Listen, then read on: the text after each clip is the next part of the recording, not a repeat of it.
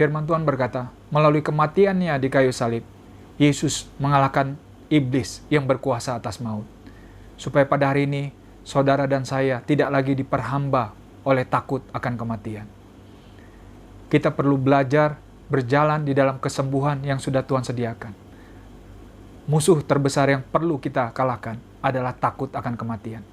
Takut akan kematian membuat saudara-saudara tidak bisa tidur dan terjaga di malam hari.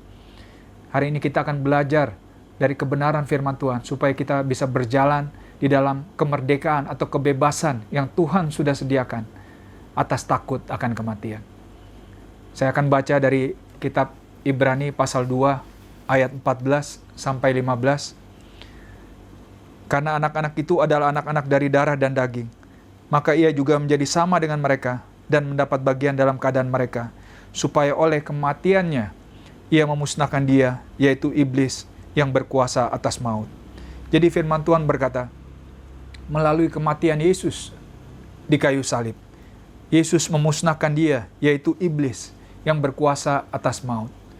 Jadi sebelum Yesus mati dan bangkit dari antara orang mati, iblis berkuasa atas maut. Tetapi setelah kematian Yesus dan bangkit dari antara orang mati, ia mengalahkan iblis dan yang berkuasa atas maut. Firman Tuhan mengatakan, musuh terakhir yang ia kalahkan adalah maut. Ayat 15, dan supaya dengan jalan demikian, ia membebaskan mereka, saudara dan saya, yang seumur hidupnya berada dalam perhambaan oleh karena takutnya kepada maut. Dan supaya dengan jalan demikian, supaya melalui kematiannya di kayu salib, Yesus membebaskan saudara dan saya yang seumur hidupnya berada dalam perhambaan. Perhambaan itu dalam terjemahan King James itu berkata ikatan. Oleh karena takutnya kepada maut, oleh karena takutnya kepada kematian. Jadi firman Tuhan hari ini berkata, jika seorang takut akan kematian, ia diperhamba, ia diperbudak seumur hidupnya, saudara-saudara. Bayangkan, ketika saudara hari ini takut akan kematian, saudara diperbudak, diperhamba seumur hidup saudara. Tapi ada kabar baiknya hari ini. Firman Tuhan berkata kabar baiknya adalah melalui kematian Yesus di kayu salib, ia membebaskan, Yesus membebaskan saudara dan saya. Supaya hari ini kita tidak lagi diperbudak, kita tidak lagi diperhamba, kita tidak lagi terikat atas takut akan kematian. Amin, saudara-saudara. Karena jika kita ingin berjalan di dalam kesembuhan ilahi yang sudah Tuhan sediakan, kita perlu menang atas musuh terbesar yang dialami orang-orang yang sedang sakit, yaitu takut akan kematian. Karena ketika seorang sakit, orang itu tidaklah takut akan sakit penyakit.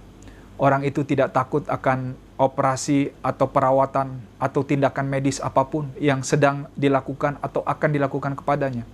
Akar terdalam, ketakutan yang terdalam yang ia alami adalah takut akan kematian, firman Tuhan katakan. Dan firman Tuhan katakan ketika seorang takut akan kematian, ia diperhamba. Bayangkan saudara-saudara, saudara diperbudak, diperhamba. Orang yang diperbudak bukanlah orang yang merdeka. Bagaimana saudara bisa menerima kesembuhan yang sudah Tuhan sediakan jika saudara diperbudak, diikat, diperhamba oleh takut akan kematian? Karena itu terima kebenaran firman hari ini. Melalui kematian Yesus di kayu salib, ia sudah membebaskan. Katakan, saudara sudah dibebaskan, saya sudah dibebaskan dari takut akan kematian yang mengikat, yang memperhamba saudara seumur hidup. Bayangkan, firman Tuhan katakan seumur hidup. Bukan sekali-kali saja, tetapi seumur hidup. Di dalam 2 Timotius 1 ayat 7, firman Tuhan berkata, Tuhan tidak memberikan kita roh ketakutan, tapi ia memberikan kita kekuatan, kasih, dan ketertiban. Kata ketertiban di situ dikatakan sound mind atau pikiran yang penuh damai sejahtera. Dikatakan Tuhan tidak memberikan kita roh ketakutan. Jadi firman Tuhan jelaskan bahwa ketakutan itu adalah roh. Banyak orang berkata, wajar bahwa mereka takut, tetapi mereka juga tetap akan percaya firman Tuhan. Ketakutan itu bukanlah dari Tuhan, saudara-saudara. Iman dan ketakutan tidak bisa koeksis, tidak bisa berada di satu tempat, tidak bisa bersama-sama. Kegelapan dan cahaya tidak bisa bersama-sama.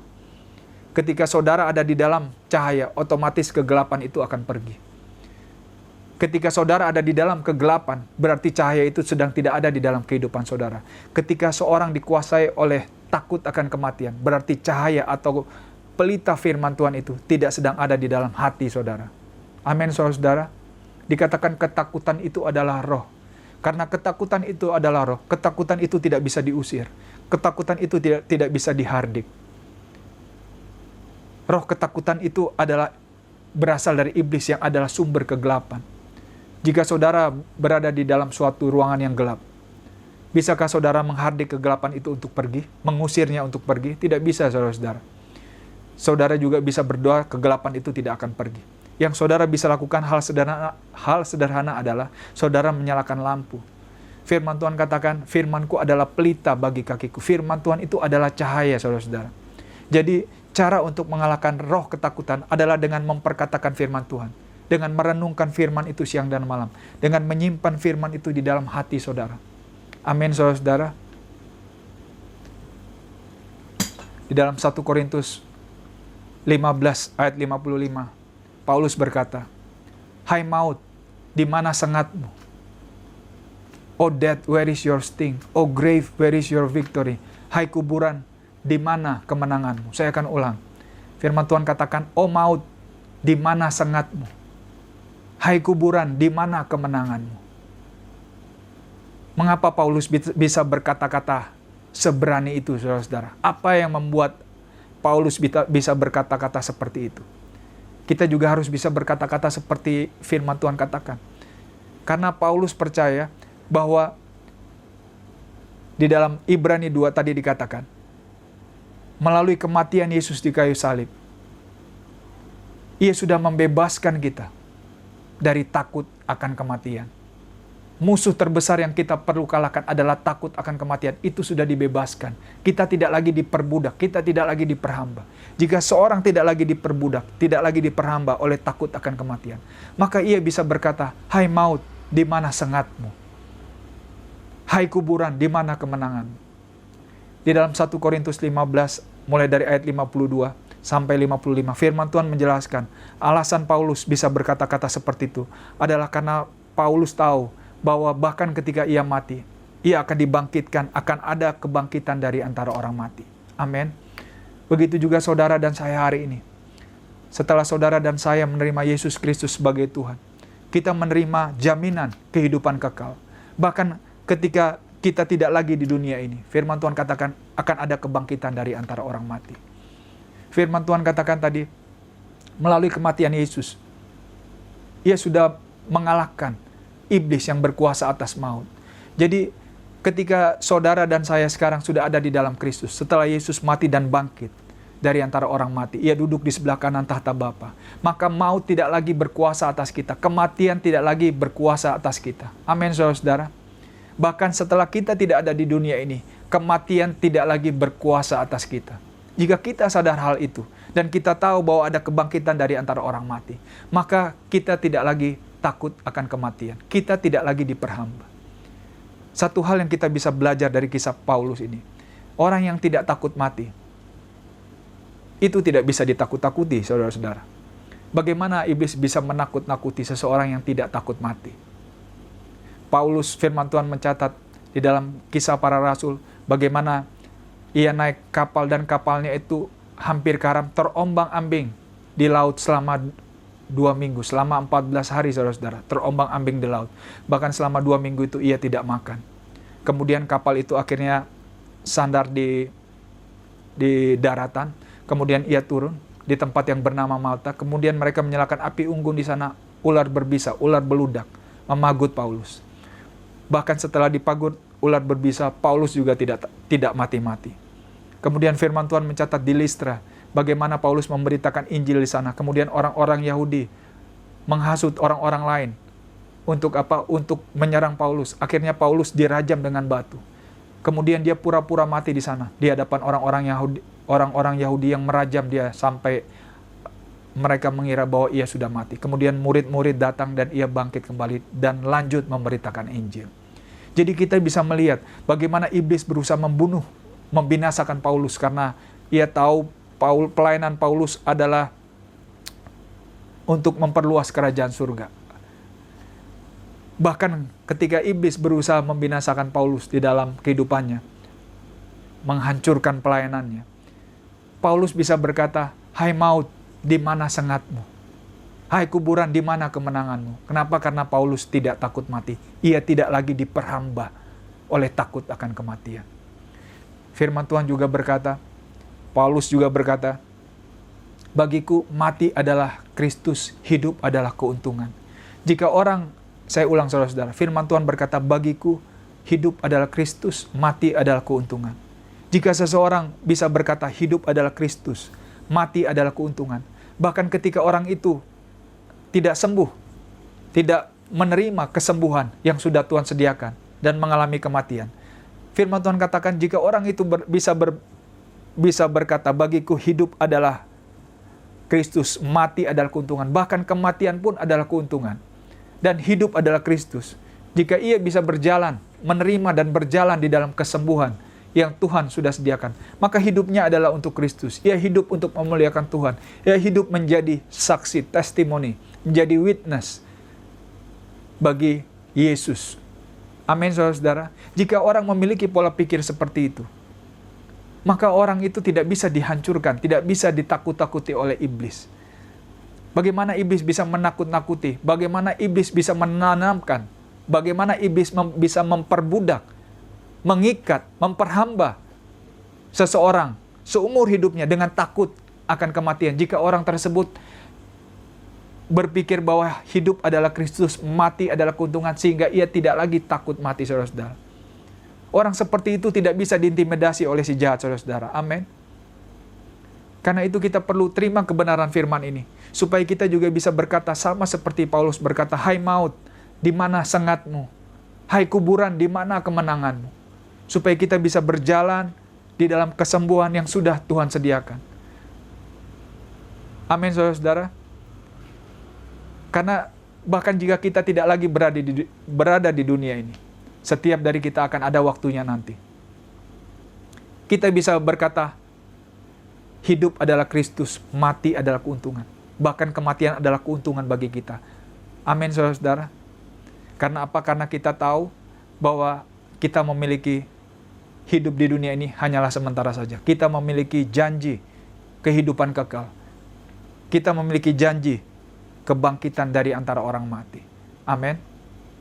Jika saudara dan saya memiliki pola pikir seperti itu, pikiran saudara diubahkan. Percayalah saudara-saudara, saudara tidak lagi diperbudak. Iblis tidak bisa memperbudak saudara, tidak bisa memperhamba saudara, tidak bisa mengikat saudara dengan takut akan kematian.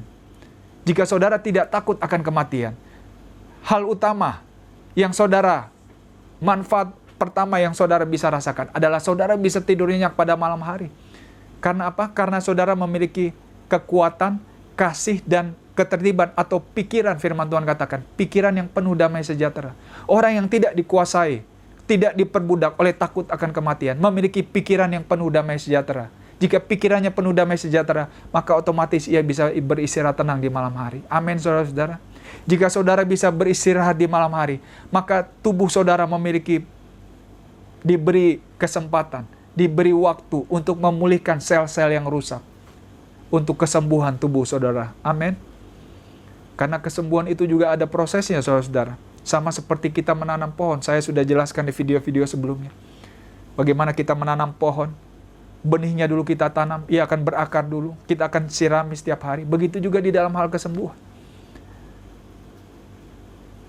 Tetapi satu hal yang kita perlu tahu, bahwa musuh terbesar, yaitu takut akan kematian, adalah mutlak harus kita kalahkan. Kita harus menang, kita tidak boleh lagi diperbudak, diperhamba. Karena Tuhan sudah membebaskan kita melalui kematiannya di kayu salib. Amin, saudara-saudara. Di dalam Mazmur 23 firman Tuhan berkata, "Meskipun aku berjalan di dalam lembah bayang-bayang maut, aku tidak takut bahaya. Though I walk through the valley of the shadow of death, I shall fear no evil." Tidak takut bahaya di dalam terjemahan King James berkata, aku tidak takut iblis. Bahaya itu dikatakan iblis. Meskipun aku berjalan di dalam lembah bayang-bayang kematian. Jika saudara ada yang sakit hari ini, bahkan ada yang sakit keras hari ini. Saudara sekarang sedang berjalan, firman Tuhan katakan, di dalam lembah bayang-bayang kematian. Bayang-bayang itu tidak bisa menyakiti saudara. Saudara pernah melihat bayang-bayang? Bayang-bayang mobil, bayang-bayang pohon, atau apapun itu. Itu ada di sana, tetapi itu tidak bisa menyakiti saudara. Karena hanya bayang-bayang saja. Karena itu, walaupun kematian sudah ada di depan mata, karena sakit keras saudara, ingat saudara-saudara, itu hanyalah bayang-bayang saja. Dan iblis sedang mengirimkan bayang-bayang, melalui bayang-bayang kematian, ia sedang mengirimkan teror, takut akan kematian. Saudara jangan setuju dengan teror yang sedang dikirimkan oleh iblis. Saudara berdiri di atas kebenaran firman hari ini, bahwa melalui kematian Yesus di kayu salib, ia sudah membebaskan saudara dari takut akan kematian. Sehingga hari ini saudara tidak lagi diperhamba, saudara tidak diperbudak, saudara tidak lagi terikat oleh takut akan kematian. Sehingga hari ini saudara adalah orang-orang yang sudah dibebaskan, sudah dimerdekakan dari takut akan kematian. Amin. Mulailah berjalan saudara-saudara di dalam kebenaran yang sudah Tuhan sediakan. Saya berharap saudara-saudara diberkati oleh kebenaran firman Tuhan hari ini. Saya berharap firman ini semakin hari semakin berakar kuat, tumbuh subur di dalam hati saudara, menjadi rema di dalam hati saudara. Dan saya berharap saudara menang di dalam takut akan kematian. Saya berharap saudara bisa mengalami tidur, istirahat yang nyenyak di malam hari, sehingga saudara bisa memulihkan tubuh saudara yang sedang sakit. Saya akan berdoa untuk saudara-saudara, khususnya untuk saudara-saudara yang sedang sakit. Firman Tuhan hari ini sudah selesai. Saya percaya saudara-saudara diberkati. Mari kita berdoa. Mari kita tutup mata. Bapa, kami mengucap syukur untuk kebenaran firman yang sudah kami dengar hari ini. Terima kasih melalui kematian Yesus di kayu salib. Kami adalah orang-orang yang sudah dibebaskan. Kami adalah orang-orang yang sudah merdeka dari takut akan kematian. Kami tidak lagi diperbudak, tidak lagi diperhamba oleh takut akan kematian. Terima kasih Tuhan. Hamba berdoa untuk roh hikmat, roh pewahyuan. Terima kasih. Sehingga benih firman ini bisa tumbuh, berakar kuat di dalam hati kami. Sehingga mulai muncul tangkainya, biji, bulir. Sehingga buah itu, manifestasi kesembuhan itu akan keluar dengan sendirinya. Terima kasih Tuhan. Terima kasih.